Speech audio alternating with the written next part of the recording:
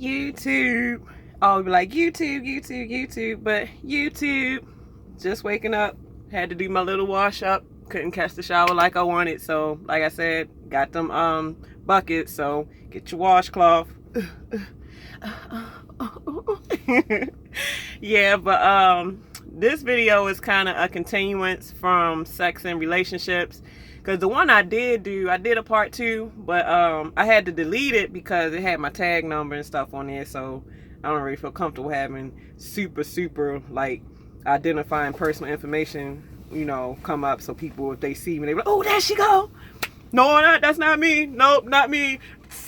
But yeah, this one is going to be a continuance and a response to one of the guys that watched my video. And I'm not mad at you, so when I give this response to you, his name is Brad OTR Experience, and I would, you know, a lot of times when people leave comments on my video, I'll just click on their profile to YouTube and see if they got any videos that maybe I can learn from or that I can be entertained from, because, you know, just because I make the videos do not mean that I can't watch somebody else's, because obviously everybody's experience can be a learning experience for me or for whoever else. So I was watching his video and he was talking about relationships and trucking, and he was saying that one of the things that he has problem with is dating black women. And he was saying that a lot of his subscribers asked him, why do you only like to date white women? And he was saying that it's not that he only like to date white women. He was just saying that a lot of the things that majority, not all, that majority black women do is just a turn off.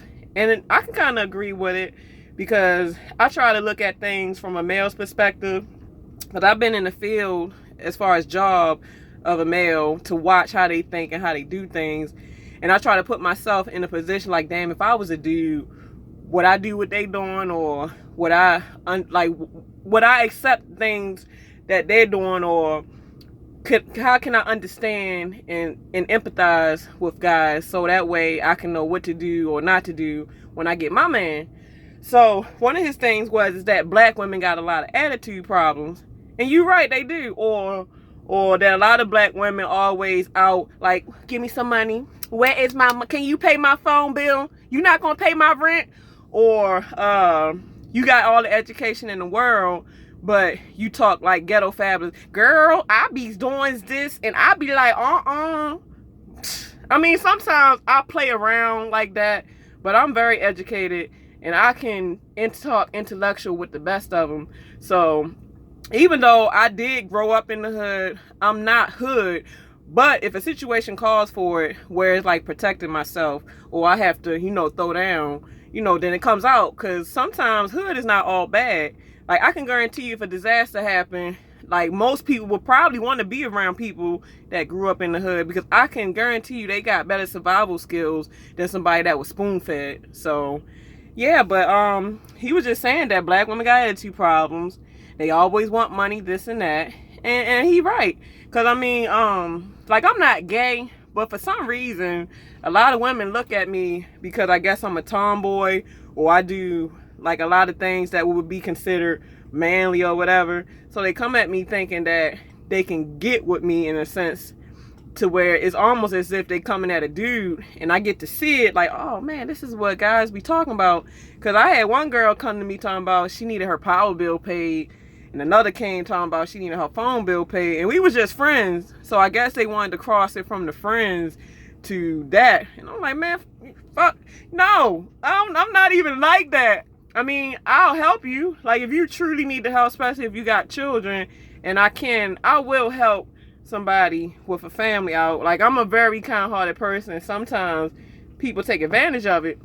So in certain situations I have helped, but I be like, damn, this must be what it feel like. I mean, shoot, like, in my opinion, if I was a dude, if I'm spending money on you, like, if I was gay, or if I was a guy, if I'm spending any type of money on you, you gonna give me some ass. Like, you gonna give it up. You gonna give me something for the money that I spent. I'm not about to just spend some money and I'm not getting nothing for it, looking like a freaking fool.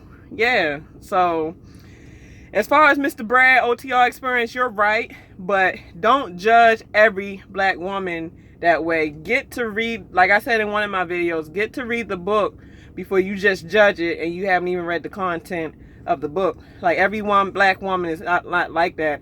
And nowadays, because I had brothers that date white women, and a lot of that white women more ghetto than the sisters. Like, a lot of that white woman, I mean, is ghetto. When I say ghetto, I'll be like, ooh, what do he see in her?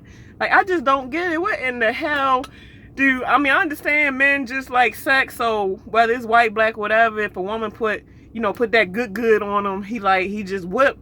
But God knows, some of these women that these guys fall for, over being whooped is just ridiculous. So I'll be like, whew.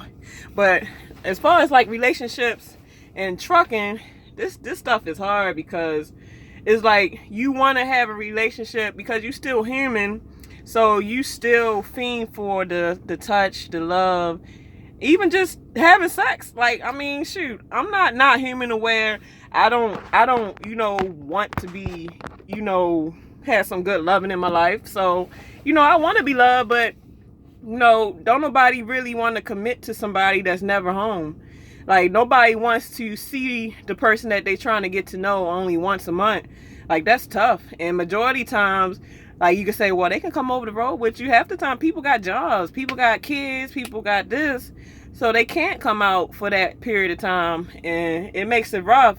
So a lot of times, when you meet somebody, how it's this always certain deal breaker that you got to reveal to see if it is a deal breaker or not. So my deal breaker, I realized that could be, is that I'm an OTR driver. So when I meet somebody, whether it's off like a chat line, or if I meet somebody like through a friend, or even if I go home and I meet somebody, because obviously they don't know specifically what I do, if they just getting to know me, I have to reveal it before I even take it any further. Like, I know you like me and I like you too, but one of the things that I hope don't be a deal breaker is that I'm an OTR driver. Like, I only come home once a month. Would that be okay? So you have to kind of just work with it, and half the time, majority people, it doesn't work out. It doesn't. Half the time, either they'll try to act like it work out, but deep inside, you just a convenient fuck. So when you go home or you go see them, the only thing they really worrying about getting you for is just to get some, because they know you ain't had none in a while. So they're like, well, yeah, that's a convenient fuck. Like, when I see her, I know I'm gonna get some, because she probably gonna want it anyway, because she ain't had none in a while. But then all in the while you over the road, they got so many other bitches or other females on the side and just doing their thing. So it's like, when it comes to relationships as a trucker, trust issues is a heavy thing, because you don't know who to trust. Like, there's not a whole lot of good, honest people out there that will honestly be there for you, or honestly just say, well, we can be fuck buddies. Like, most people ain't gonna say that. They gonna try to, oh yeah, I like you, I love you, I'll wait for you, I'll this and that. And then when you go home, somebody that know you, that seen him, but like, man, yo, this dude got bitches, man, he got them. And you're like, oh, that's messed up. I could have cut my legs closed for that. Sure, I can do bad by myself. Sex ain't that damn important to where I'm getting played. The whole purpose of sex is supposed to make you one. And I mean, how am I one if you one with everybody, every Tom, Dick, and bitch out there, you know what I'm saying? So, yes, it's crazy. It's crazy, but you just try to work it out. I mean, and then also, too, it's like, being a truck driver, even though I'm a female doing a man's job, is almost in the sense to where I kind of want what probably a man would want when I come home. Like I said in the video that I deleted, like, when I come home, I don't want to come home to a filthy house. When I come home, why do I have to cut the grass because you was too lazy to cut the grass? Because, I mean, I don't care. Like, I don't wait for, nobody to do nothing. Like, if I own a house, or even if I rent a house and the grass need to be cut, okay, you don't want to do it? I cut my grass, because I'm not about to have my house look any kind of way, whether it's cut grass, whether it's fix the door, whether it's fixed, like, if I can learn the plumbing, fix like something, I ain't gonna wait on you. I'm gonna do it myself, because I'm one of them type of people where I get it done and get it over with. I'm not gonna sit here and procrastinate because you're lazy, or you just, for whatever reason, taking your time to do it when it can be done right now. So understand that you got to, like, when you do have a man, or if you do have a woman, you got to sympathize and be understanding and try to build them up. And that is correct. But some people just terrible. Like, I mean, that's why I would have to get somebody that's on my level. Like, I had to get somebody that's ambitious. I would have to get somebody that's a go-getter. I had to get somebody that's not lazy. I would have to get somebody that wants something, because if you mix those type of traits with somebody that's like a whole lot of level under that, and then you trying to expect more out of them, it's like you pulling teeth. You pulling teeth. That's another thing too. Like, as a trucker, you know, you be so, I'm not to say that I'm desperate, but sometimes it can get to where you be so desperate to get somebody to care, or just get that affection, or even just get that loving. Like, I mean, for people that have a high sex drive, or even just have any sex drive at all, like, it crosses your mind a whole lot. Like, I can sit back, like, sometimes when it really gets to me and it be bothering me, I can sit back, just be sitting in my truck and just be watching out the window. I'm like, ooh, that man, ooh, he just don't know what I do to him. Even if I go home, like, say I go home and I'm home for a week, and I'm in a place long enough to where I'm seeing the same person enough to get a liking to him, and I see, like, the attributes that I like as far as that something that would make me attracted to him, I'm like, and I'll be sitting back plotting. Like, men, when a woman see a man that they like, the same way that y'all plot on us, and even though sometimes men do it sloppy, because y'all don't even, like, women are plot, and it can take a long time, and you ain't even know that we was plotting for the time frame that we plot. And I know some men do it too. Like, I know some men would do things like buy a woman stuff. They'll pretend like they her friend. Like, they'll do stupid shit like fix stuff, like IKEA shelves type of stuff, put stuff together and try to give her a call. Like, girl, you know you is all that. And say, like, they'll let her talk to him. Like, say she had a rough day. Like, baby, these girls at work, I'm just having such a hard time. I just know they is jealous of me. And he was like, oh, they jealous of you? They don't know what kind of woman they got. You is a bad bitch at that company. You know, you, like, just trying to just spruce her up. So when they feel her vulnerability is open, they be like, oh, you want some now? You want it? I'm telling you, boy, it's like cat and mouse when it comes to men and women. Like, the same thing that y'all men do to try to get women in the bed, women do it too, but we do it better because we are planners. We will put together a plot, and half the time y'all fall for it, because most of the time, especially if a woman got a nice body, she got some nice big boobs, or a nice fat round booty, or just the seduction personality where, like, she just know how to carry herself to where she can get you hypnotized to do whatever she want. They be like, what you want me to do? I'll hold your purse. For real? I'm trying to tell you, this stuff is real. This is real. So yeah, man, like, when it comes to being a truck driver, you might as well just say, ain't no love life. None. You have no love. I hate to get super personal, but this is 100 trucking. So if y'all read my title, y'all know, most of y'all should know what 100 mean. It means I'm keeping it 100. So I'm about to give it to y'all. I don't remember the last time I've had no type of loving. And it's getting kind of rough, because I mean, I'm an affectionate type of person to where I love love. I'm not a hoe, and I ain't no freak to where I just want to do it to anybody, or like I just need it from anybody, because ain't no anybody gonna touch this or get this. I just want it from a person that love me and I love them, and I'm fiending for it. Like, I'm fiending for a lover, a real lover, and that's hard to find. So in my opinion, before I just settle and be one of them easy chicks out there just laying they coochie down to who and whoever, I just deal with the frustration. I deal with it, because it really does get frustrating. That's why I envy people that have their spouse on the road with them, because even though it can't be considered convenient fuck, but shit, at least they got they fuck on the truck. Shoot, and they love us, especially if they get along. And I really envy the ones that can get along on the truck and be on the truck for months at a time. Like, man, y'all got it good. Y'all got it so good. You got a connection and you got the convenient fuck. Oh, man. what I would give for that. And I'm sure I'm gonna get it one day. Like, I'm sure I'm gonna meet that special guy. Hopefully I can meet another trucker that do what I do, so we can merge together and team and make that money and love each other and fuck like rabbits, you know. So, you know, it gets rough out here, but yeah, that's just one of the takes of just it's tough getting in relationships as a truck driver, because a lot of people want to see their spouse, like they don't want to do long distance relationships. Like most people want to touch. They want to touch and feel and hump and talk, and just, they want to have a boo with them. They want to have a bae with them. They want to have the full connection, not just I'll call you later.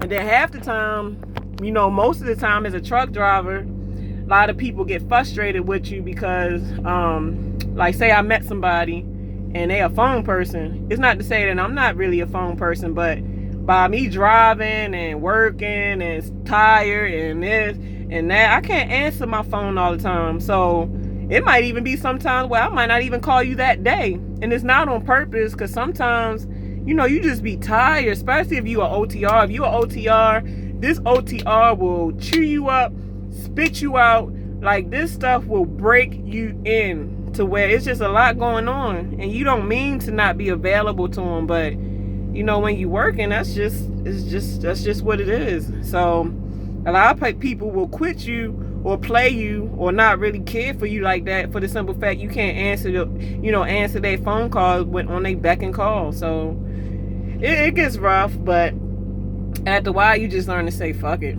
Oh well, it'll come when it comes. So you just learn to improvise. So I think I've said this before too, keeping it 100 again. Like, for women, like, you know, as a truck driver, you ain't really getting no play. Buy yourself a dildo, you know. Sure, they even got vibrated tongues. They even got the it's like a little vibrator square piece, and then the tongue is right there, and it's a button, and when you push the button, the tongue be like this. So if you like to get your VV, you know, oral sex or whatever, get you a vibrated tongue. Amazon got it. Amazon got everything. Get yourself a dildo, a vibrated tongue, some lubrication, and for the men, get yourself a pocket pussy. Pocket pussies don't cost. You get that from Amazon, and it doesn't cost much. A pocket pussy, instead of cheating on your wife or going out there sleeping with dirty women, pocket pussy. Fuck the crap out yourself with a pocket vagina. It's safe. You want to be safe. And I mean, it's the truth. So, this video is adult content. So, it's only meant for adults. And, I mean, like, I'm just keeping it so genuinely true that you either got to take it or leave it. And I had one guy I had to block because I said that before, and he's like, I'll leave it. She just ghetto. She just super thugged out. I ain't thugged out. I just keep it truthfully. I ain't going to keep saying 100 because, you know, most young people use it, but obviously a lot of people is adapting to that new slang. But I'm just keeping it truthful. Like, I say how I feel. And everybody has freedom of speech, so why can't I just say how I feel? You know, you on my channel watching my video, so the truth comes out. Just like I said with the cussing, I think I'm doing better with the cussing too, guys. What y'all think? Yeah, that's what I'm saying. See, what, high five, yay! But yes, time is of the essence. You know, got myself together. I gotta get ready to go.